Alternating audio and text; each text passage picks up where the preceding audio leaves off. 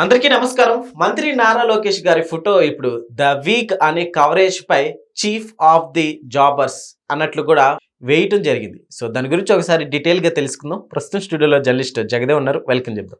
Hello sir. Sir దీన్ని ఎలా చూడొచ్చు అంటారు? నిజంగానే చీఫ్ అనే చెప్పాలి కదా?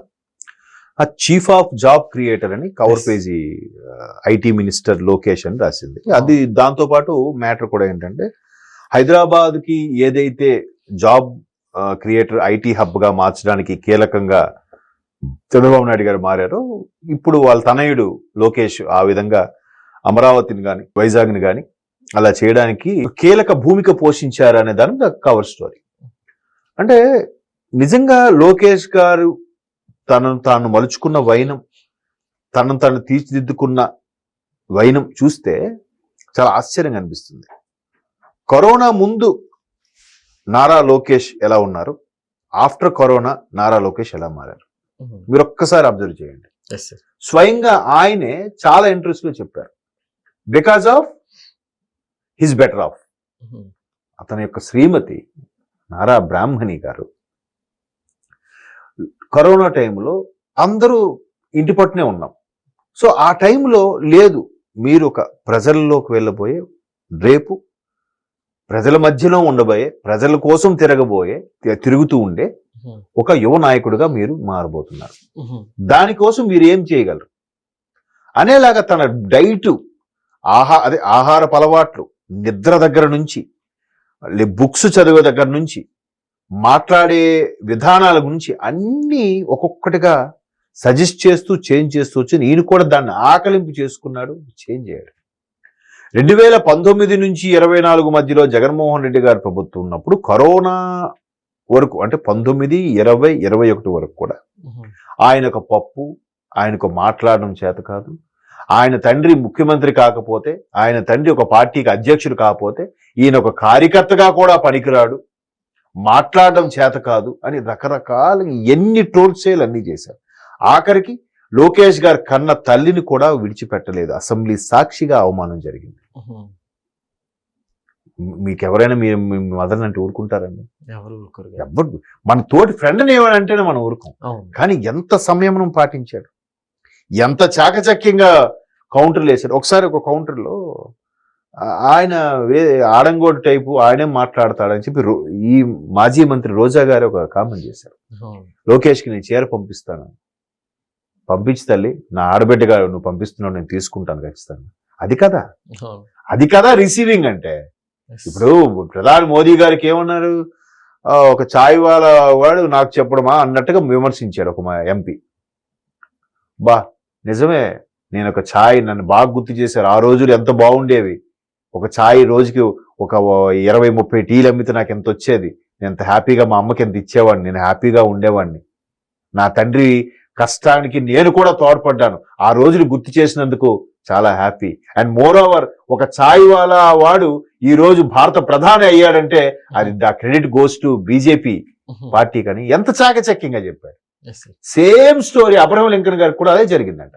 అబ్రహం లింకన్ ఏమన్నారు, ఒక ప్రెసిడెంట్ అయిన తర్వాత ఒక ఎంటర్ప్రీనర్స్ సంబంధించిన బిజినెస్ సభలో మాట్లాడుతుంటే ఒకడు లేచి, అంటే పొగరుతో అమెరికన్ సిటిజన్ అన్నాడంట, లింకన్ మీరు, మీ ఫాదర్ ఒక చెప్పులు కుట్టేవాడు కదా, షూస్ కుట్టేవాడు కదా, మీ ఫాదరు నా షూస్ కుట్టేవారు అనేసి అన్నాడంట.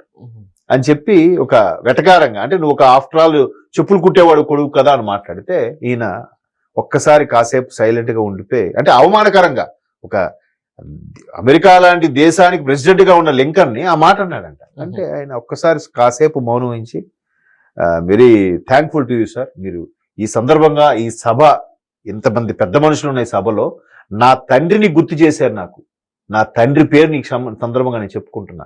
నా తండ్రి షూ ఎంత బాగా కుట్టేవాడంటే మీరిచ్చే కొలతలు తీసుకుంటే ఏకదం ఫిట్ అయ్యేది మీ కాలుకి, అంత పర్ఫెక్ట్ గా, అంత చక్కగా పనిచేస్తాడు నా తండ్రి, అటువంటి తండ్రిని నాకు గుర్తు చేశారు సభా వేదికగా, మీకు థ్యాంక్స్ అన్నాడట. అది రివర్స్ లో ఒక్కసారి ముఖం తెల్లబోయి కూర్చున్నాడంట ఆ ఎంటర్ప్రీనర్. అలాగే ఇక్కడ లోకేష్ గారు కానీ, అక్కడ మోదీ గారిలో కానీ ఎంత రిసీవింగ్, అది రాజకీయాలు అది రావాలి. ఫీల్ అయిపోయి ముఖం చాటేసేసి చుసు అనుకొని మాట్లాడడం రాక ఆ పేపర్ పెట్టుకొని చూసి మాట్లాడడం కాదు కదా. Yes, అవును. యువగలం పాదయాత్రకి వెళ్ళాడంట ఆయన. అడుగడుగున కుర్రోళ్ళని, యువతని, నాయకుల్ని అందరినీ కలుపుకుపోయాడు, సీనియర్ని, జూనియర్ని. ఆ కలుపుకుపోతున్నప్పుడే వైసీపీ నెక్స్ట్ రాదని తెలిసే వైసీపీలో ఉన్న చాలా మంది హేమాహేమీలు తెర వెనుక లోకేష్ గారి యొక్క టీం ఉంటుంది కదా, ఆ టీమును కలిసి ఆయా ఊర్లో వాళ్ళు వెళ్తున్నప్పుడు నెక్స్ట్ వైసీపీ ఎలాగూ రాదు, లోకేష్ బాబు చెప్పి మాకు కొంచెం టీడీపీకి ఫేవర్ గా చేయమని మేము నెక్స్ట్ టీడీపీలోకి వచ్చేస్తామని కూడా మాట్లాడాను. అది కదా నాయుడికి అట్రాక్షన్. Yes. ఒక నాయకుడికి ఉండాల్సిన అట్రాక్షన్ అది. ఎక్కడికి వెళ్ళినా వెంటనే బుక్ తీసేవాడు. ఏంటి మీ సమస్య తల్లి, నేను రాసుకుంటున్నాను, ఒకవేళ నేను మర్చిపోయినా మీరు నాకు గుర్తు చేయండి, మన ప్రభుత్వం వచ్చాక మీకు సార్ట్అవుట్ చేస్తాను. అలాగా ఒక్కొక్కటిగా సార్ట్అవుట్ చేస్తున్నాడు. దాంతో పాటు రెడ్ బుక్ కూడా మెయింటైన్ చేస్తున్నాడు. మొన్న విదేశాలకు వెళ్ళినప్పుడు అదే చెప్పాడు, బ్రదర్ నేను అందరూ సార్ ఎప్పుడు రెడ్ బుక్, ఎప్పుడు మీరు చాలా పేజీలు వదిలేశారు మీరు అని. నేనేం వదలలేదు బ్రదర్, ఇంకా 2-3 పేజీలు అయ్యాయి రెడ్ బుక్ లో, ఇంకా చాలా పేజీలు ఉన్నాయి.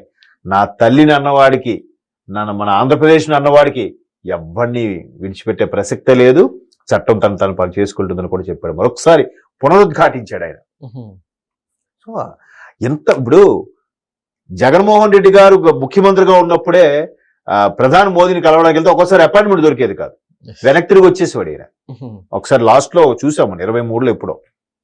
బట్ ఈయన ఇప్పుడు వెళ్ళినా ఒక మంత్రిగా ఉండి లోకేష్ వెళ్తే ఇప్పుడు మోదీ గారు ఎలా కొలుస్తున్నారండి, అమిత్ షా గారు ఎలా కొలుస్తున్నారండి? అది కాదు లోకేష్ టాలెంట్, అది కాదు లోకేష్ చరిష్మా అనుకోండి. నవ్విన నాపచేనే పండుతుంది అన్నట్టుగా ఎంత ట్రోల్స్ చేశారో, ఆయన కన్న తల్లిని, ఆయన బాడీని అన్నిటినీ షేమ్ చేశారో, ఇప్పుడు గోడకు కొన్ని బంతిలాగా ఎవరి నోటి విన్నా లోకేష్ మేడం. అవునా? మొన్న ఒక మిత్రులు చెప్తున్నాడు, పేరు అనవసరం, అంతకుముందు అదే మా మంగళగిరిలో వేరే మంత్రి గారు ఎవరు వచ్చి వెళ్ళారట. ఆయన వచ్చినప్పుడు వచ్చే ఆ ప్రజాదరణ లోకేష్ గారు వచ్చేసరికి రెట్టింపులోకి వెళ్ళిపోయిందంట. ఒక 3 కిలోమీటర్ల వరకు ట్రాఫిక్ జామ్ అయిందంట. అది ఎలా వస్తారండి? ఏ వ్యక్తి అయితే నాయకుడిగా నమ్ముతారో, ఏ వ్యక్తి ఈ వ్యక్తికి చెప్తే మన పని అవుతుంది, ఈ వ్యక్తికి చెప్తే ఇప్పుడు కాదు 3 నెలల తర్వాత నా పని కంప్లీట్ అవుతుంది, ఆ వ్యక్తే లోకేష్. ఇప్పుడు ఎక్కడికి వెళ్ళినా ఆయన ఏం చేస్తున్నాడు? పైగా స్టాన్ఫోర్డ్ యూనివర్సిటీ లాంటి యూనివర్సిటీలో చదువుకున్నాడు. ఆ యాక్సెంట్ ఎక్కడికి వెళ్ళినా ఏం చేస్తున్నాడు? ఏదో విహారయాత్రకు వెళ్ళట్లే, వెళ్తే అక్కడ ప్రవాసాంధ్రులు ఎవరున్నారు, ఆంధ్రప్రదేశ్ నుంచి కానీ తెలంగాణ నుంచి కానీ మన తెలుగు వాళ్ళు ఎవరు ఎక్కడ స్థిరపడ్డారు, ముందు వాళ్ళతో మీటింగ్ పెడుతున్నాడు. పెట్టి బాబు మీరు ఏ కంపెనీలో దిగ్గజాలుగా పనిచేస్తున్నారు, ఏ కంపెనీలో సీఈఓగా ఉన్నారు, ఏ కంపెనీలో వైస్ ప్రెసిడెంట్ గా ఉన్నారు, మీరు మీ కంపెనీ తరపున మన అమరావతిలో కానీ వైజాగ్లో కానీ లేదంటే అనంతపూర్ కర్నూలు మధ్యలో కానీ మీరు ఎక్కడ కంపెనీ పెట్టించగలుగుతారా, మీకు బ్రాంచ్ లాని పెడతారా, మీరు పెట్టండి, మీకు కావాలంటే చేస్తాం. Single page document, speed of doing business. అదే కదా నినాదం చంద్రబాబు నాయుడు గారు ఇచ్చింది. 2047 ఒకటి, స్పీడ్ ఆఫ్ డూయింగ్ బిజినెస్. వికసిత భారత్ లో ఇది ముందుకెళ్దామని. డూయింగ్ బిజినెస్ ఫాస్ట్ గా స్పీడ్ ఆఫ్ డూయింగ్ బిజినెస్. మీకేం కావాలి చెప్పండి, ల్యాండ్, మీకేం కావాలి, వాటర్ వండర్లు, ఇంకేం కావాలి, సింగిల్ పేజ్ డాక్యుమెంట్, MOL చేసుకుందాం, ఇమీడియట్ పని స్టార్ట్ చేయండి. అది కదా.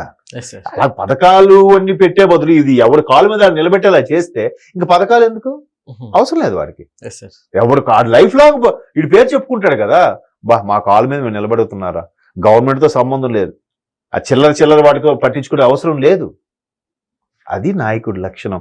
అదే వీక్ వేసాడు. వీళ్ళు డబ్బులు ఇచ్చి ఏమి వేయించుకోలే, పైగా వీక్ అనేది వీళ్ళు రేపొద్దున మిగతా తెలుగులో ఉన్న పేపర్ లాగా చేస్తారేమో, వీళ్ళ సొంత పత్రిక ఏం కాదు అది. కాబట్టి మీరు ఎంక్వైరీ, కానీ మీ టాలెంట్ ఉపయోగించి మీరు డబ్బులు ఇచ్చి వేయించుకోండి, కావాలంటే డబ్బులు ఇచ్చి వేయించుకుంటారేమో కదా. అది చెప్పక్కర్లేదు, వస్తుంది. ఒక్కొక్క ఆ కష్టపడే తత్వము ప్రజల్లోనే ఉండడము, ఆ నాయకత్వ లక్షణం పుణికి పుచ్చుకోవడము, ఏజ్ కూడా ఇటు యువత కన్నా కొంచెం ఎక్కువ, అటు సీనియర్స్ కన్నా తక్కువ, ఆ మధ్యలో ఉండడం, ఆ బ్యాలెన్స్ చేయగలుగుతున్నాడు ఆయన. అది కదా. సో నిజంగా హ్యాట్స్ ఆఫ్ లోకేష్ గారు. Okay sir, thank you.